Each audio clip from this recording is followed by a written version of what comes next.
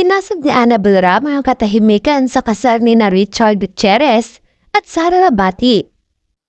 Matapos ang ilang linggo ng spekulasyon tungkol sa hiwalayan ni na Richard Gutierrez at Sara Labati, sa wakas ay binahagi na ng ina ng aktor na si Annabel Rama ang kanyang bahagi sa issue.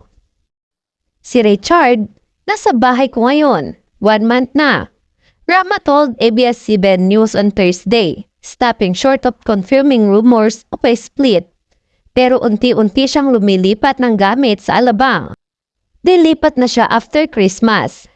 Ibig sabihin, tapos na talaga sina Richard at Sara. Her response, hindi pa ako pwede magsalita, pero sasabihin ko sa inyo, si Richard na sa akin ngayon.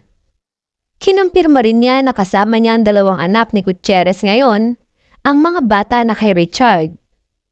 As to address rumors that she and Labati are not on good terms, Rama said, hindi ko siya nakakausap. Wala akong time makipag-usap sa kanila. Nakikita mo naman, she said referring to blind items pertaining to Labati.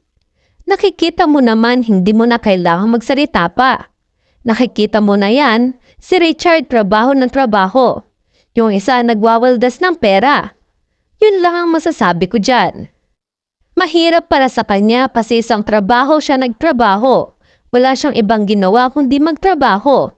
Pagdating siya sa Maynila, hindi niya alam kung bakit nagkaroon ng gulo. Maghintay na lang kayo kasi malalaman niyo rin. Not now. Saad ni Annabel. Inihayag din ng talent manager na ang kanyang buong pamilya ay naglalakbay sa Japan para sa bakasyon maliban sa isa. Lahat kami pupunta ng Japan, Christmas hanggang January 3. Sama-sama buong pamilya ko, -1 lang.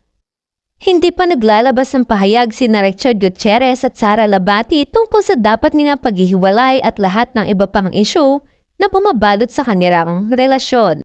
Ipadala na ang ABS-CBN News ng request para sa isang interview kay Sara Labati sa pamamagitan ng kanyang Instagram at wala pang natatanggap na reply mula sa kanya.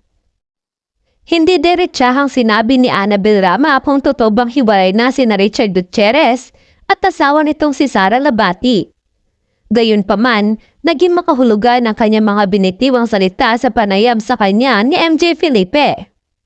Aniya, naggulat na ng si Richard na umuwi siya sa Maynila galing sa kanyang taping nang biglang may problema na. Ito ang naging komento ni Annabel Rama patungkol sa kanyang anak na si Richard Gutierrez sa isang eksklusibong panayam ng ABS-CBN News. Wala din siyang binanggit na pangalan pero aniya ay todo trabaho ang anak niya habang ang isa ay nagwawaldas ng pera.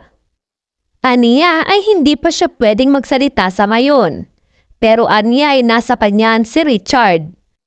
Nang tanungin naman kung totoong magastos daw ba si Sara, walang binanggit na pangalan si Annabel.